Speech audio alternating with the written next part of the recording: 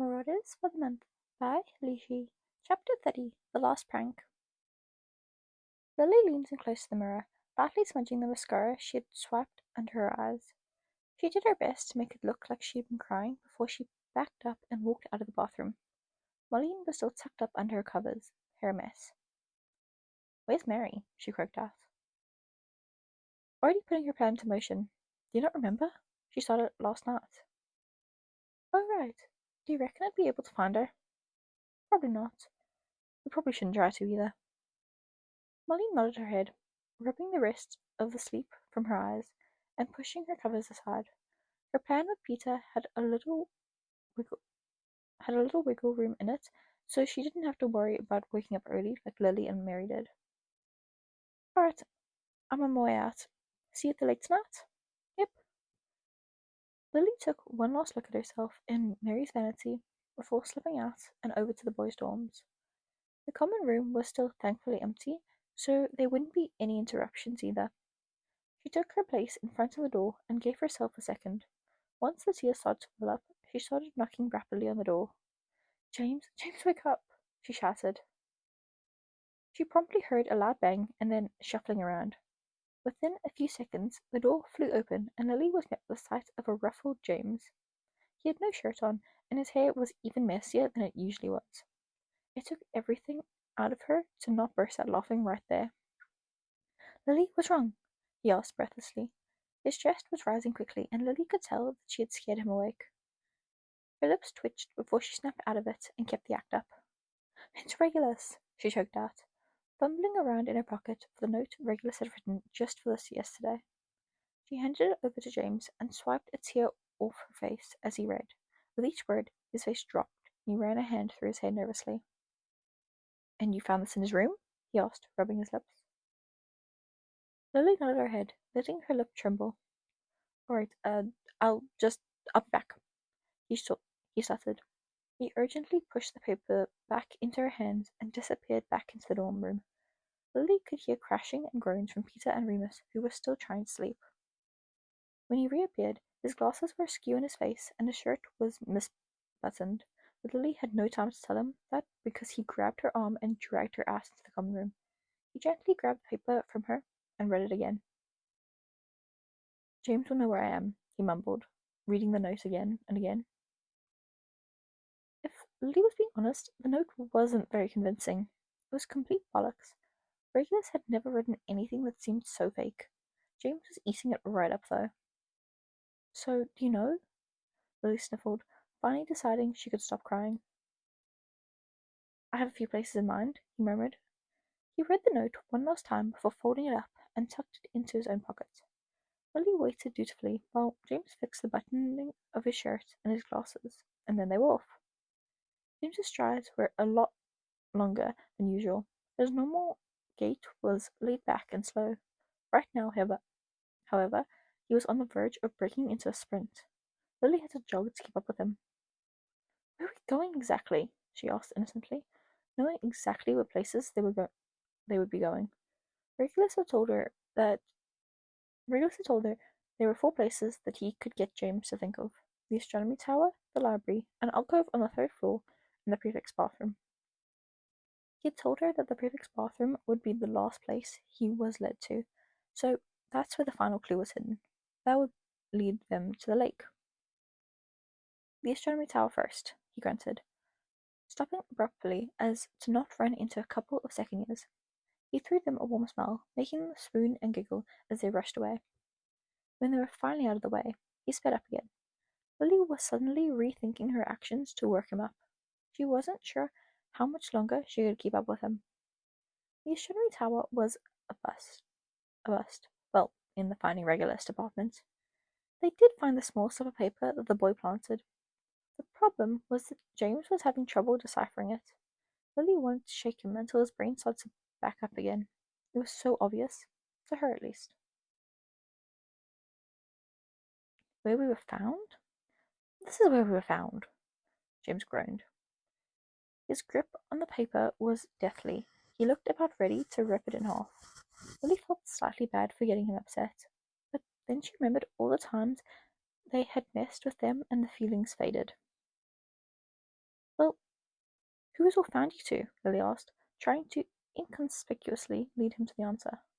Dorcas, Remus, you, he named off, folding fingers down with each name. He paused for a few seconds, racking his brain. Lily held back a sigh.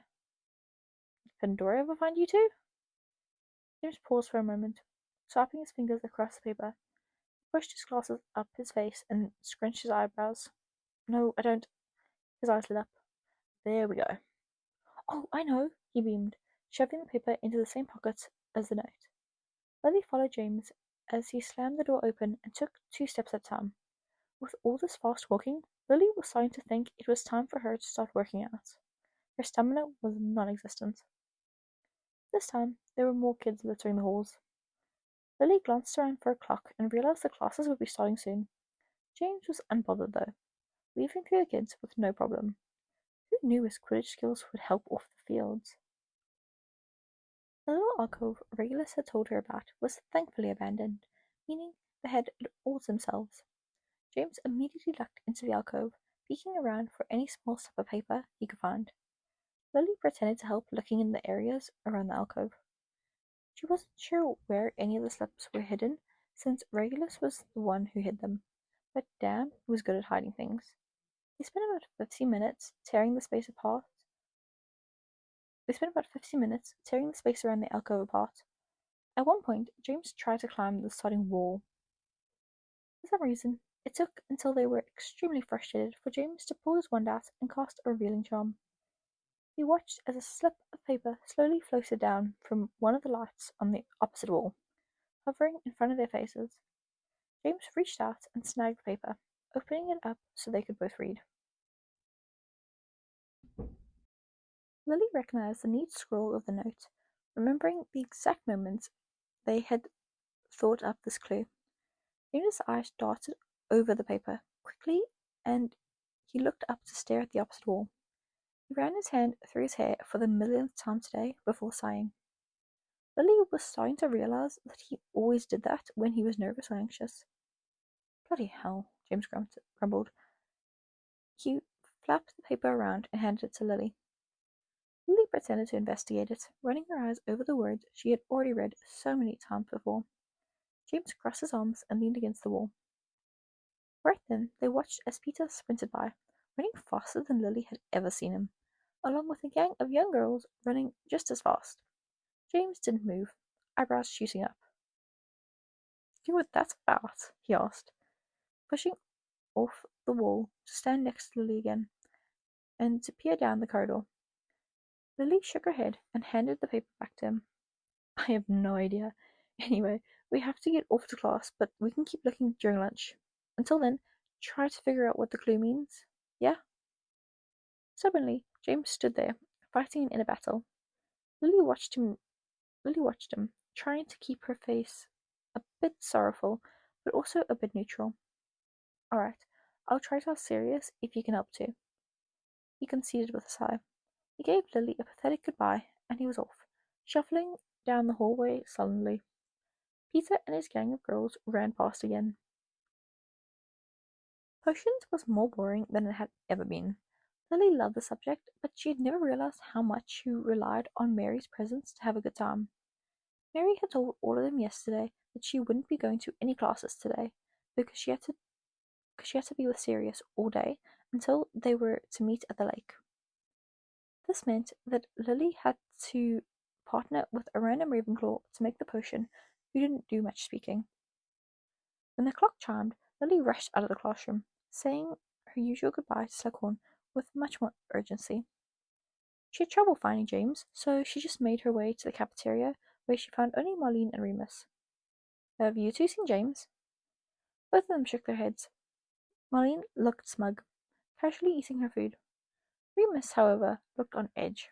The girls still didn't know what Pandora's prank was, but apparently it didn't require her to be with Remus at all times.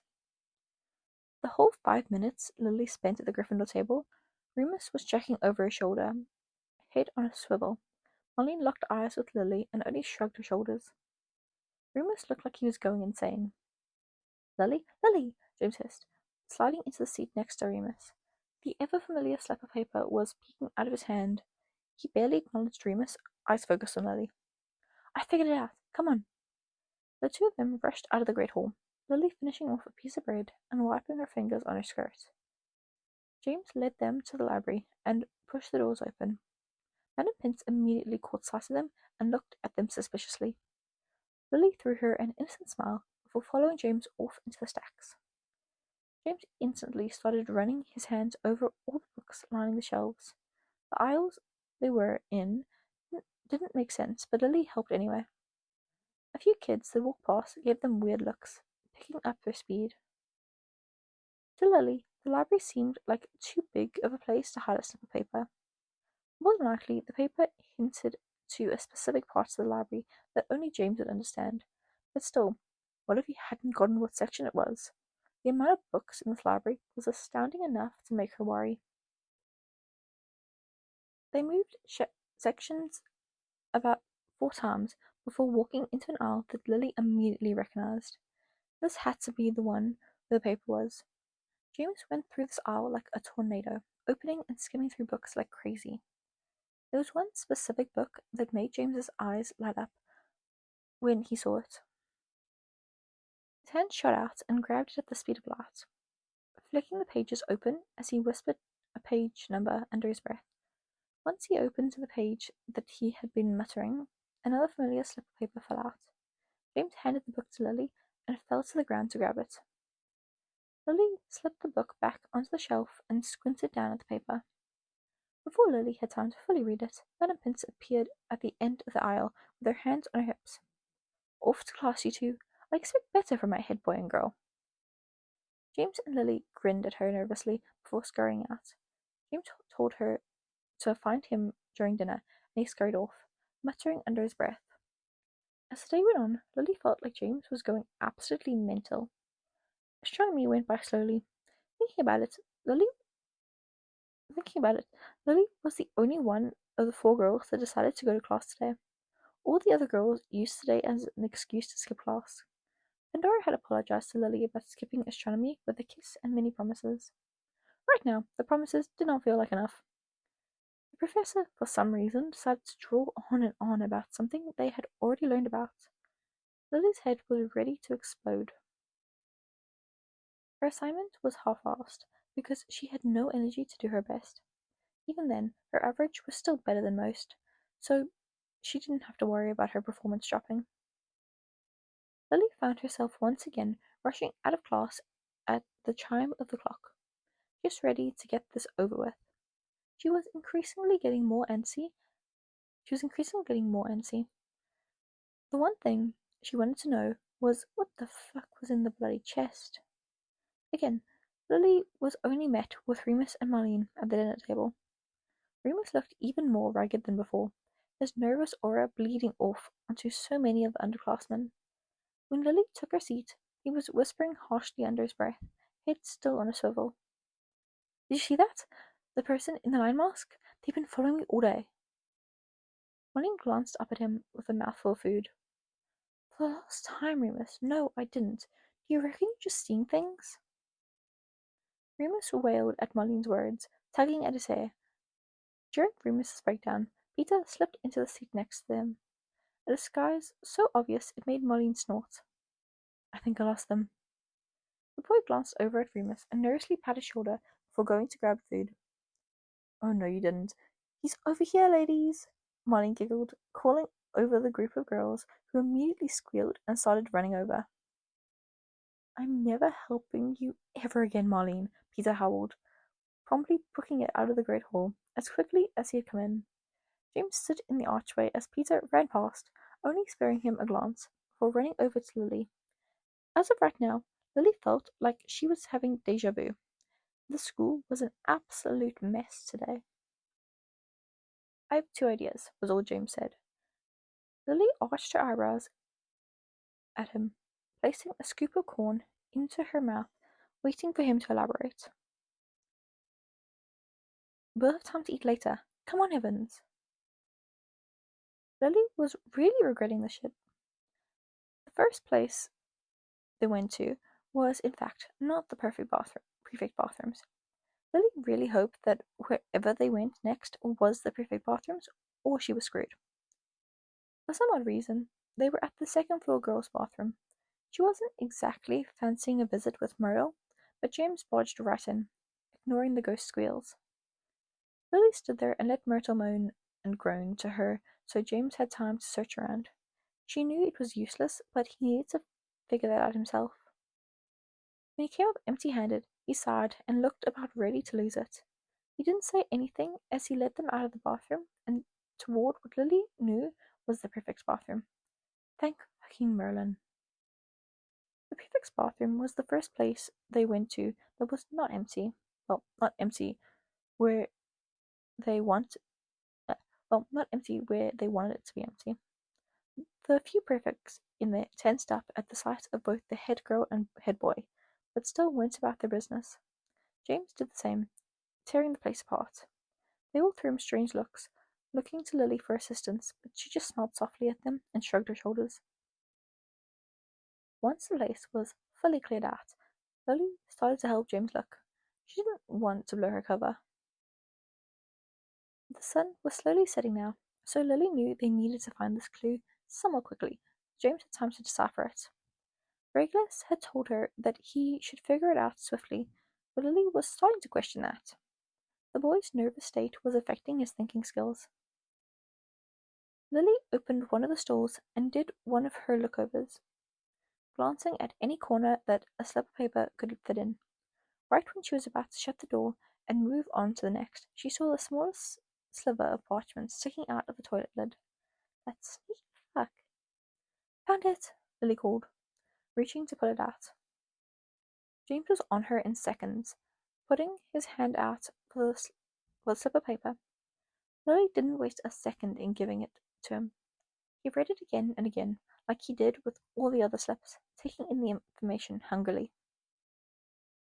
Where his suspicions were first raised, he asked, sounding genuinely a bit confused. It took Lily a second, but she got it. He was talking about the time that she and Regulus were studying out by the lake, and James had shown up. Regulus was right. That was the first time she was truly suspicious of whatever their relationship was. Lily sat on one of the chairs lining the walls while James paced around the room. As she expected, it was taking him a little bit to figure it out. This whole prank informed her that a nervous James Potter was not a mentally sound James Potter. James finally got the clue when the sky was pitch black. It couldn't have been more perfect. The lake, he shouted, throwing the paper to the side and running. Lily took no time to run after him, relief flooding her body. By the way James was running, somehow he knew that they had finally found the last clue. The two of them whipped through the empty corridors, laughter bubbling up in Lily's throat. When they got outside, the cold air engulfed Lily's body immediately. It was heaven. She stumbled around when they finally landed on the dirt, barely keeping track of the boy in front of her. Within minutes, they made it to the lake, which was an amusing sight. James walked up to the three boys, standing at the mouth of the lake, all looking very confused. Sirius was glaring at Mary, throwing obscenities at her as she laughed. Peter was shivering in his tighty-whities, arms wrapped around himself to keep him warm. Remus had a bag over his head. Pandora yanked it off when she caught sight of Lily, smiling brightly. What the fuck is this? Sirius sneered as James took up a place beside him. Well, Marlene started, kicking the chest up close to the water and bending down to unlock the latch. We have something you boys want, she said simply. The four boys all looked at each other, mixed looks of confusion and exasperation. Lily took up her spot next to the other girls and watched along in amusement. Marlene slammed her foot onto the chest and whipped her wand out, sending a bright light that lit up the dark night. In the middle of the lake, there was a small island with a pedestal that held the map. Merlin, was Lily going to miss the map? Oh, Merlin, was Lily going to miss the map? The map! They all chorused. James whipped his head over to Lily, and she smiled at him. Bullshit, James beamed. For some reason, Regulus had left his brain. Lily assumed the map alluded to him that Regulus was in fact fine and not lost. Before any of the boys could dive into the lake, Marlene picked her foot up and kicked the chest over. They all watched as a ginormous squid flopped out, moving its way into the lake. Every single one of them was speechless. Lily had never seen something so large. Go get it, Marlene smirked. James and Sirius hopped in without hesitation, throwing articles of clothing off and jumping so quickly Lily barely even registered they were in the lake. Peter was next, seeing as he already had his clothes discarded. The boys looked up at the sky, whimpering, and then dove in. Remus was the last to go in. He gave the girls one last look. You girls are pure evil, he warned before jumping in. Lily watched as all of the boys waded through the water, occasional shouts of feeling something slimy on their legs echoing through the woods. It's not going to attack them, right? Mary asked with crossed arms. Nah, I had Dorcas help me with that. The size of the lake had been severely underestimated by all of them. The boys were shouting and squealing like girls as they slowly made their way to the middle. Remus was the first one to drop off, finding a rock to climb onto as he panted, looking like a wet dog. Occasionally, the rare tentacle could be seen swinging out of the water, barely missing the boys by an inch. The girls always gasped, whipping over to Marlene, who assured them it would not hurt them. Peter was the next drop-off, frantically swimming over to Remus's rock. For some reason, the giant squid had taken a liking to him, constantly following him around and brushing him with its tentacles. From the girl's view, it was obvious the squid wasn't trying to hurt him, but Lily knew that from Peter's, it was absolutely terrifying. James and Sirius were the last two left, turning it into a competition. Lily had never seen them get so aggressive, but also stay friendly. It was very strange. For the longest time, it looked like James was going to get to it first, keeping a lead. This all fell apart when the squid brushed past James so quick it made him scream and stop in his tracks. Sirius cackled and swam past him, immediately taking the lead from him promptly. All four girls watched as Sirius yanked himself out of the water and onto the man-made middle island. The boys all hooted in excitement when his hands closed around the parchment. I got it, he screamed, jumping up and down in just his boxers. It was an interesting scene. Hey, Lily, Pandora asked suddenly, nudging her shoulder. Lily turned to her and smiled, finally getting to see her for the first time today. The girl had a lion mask pushed back onto the top of her head, braids flowing down her back. The moonlight shone on her face and made her look ethereal. Yeah? Pandora lightly grabbed her hand and intertwined their fingers. Would you want to be my girlfriend? Lily's breath hitched as she took in the question. Finally. She barely needed a second to process the words. She knew her answer. There was nothing else to say but, I would love to, she replied, breathlessly, tugging the girl in for a kiss. Their lips moved against each other as they pushed closer. Lily wrapped her hands around the girl's neck and smiled into the kiss. Pandora was her girlfriend. Whoops sounded out around them, coming from the two girls standing next to them, and from the boys scattered about the lake. Pandora pulled back softly, planting one last kiss on Lily's nose. And God, Lily had never been more glad for a piece of parchment in her life. It was fun. Yeah, we've got one more chapter. And then it's done. Oh, I'm like happy, sad. I'm glad because I'm kind of getting bored of this fic, but also I love this fic so much. I don't want it to end. Anyway, thanks for listening. Yeah. Thanks for listening. Bye bye. Oh, I forgot how to stop recording again.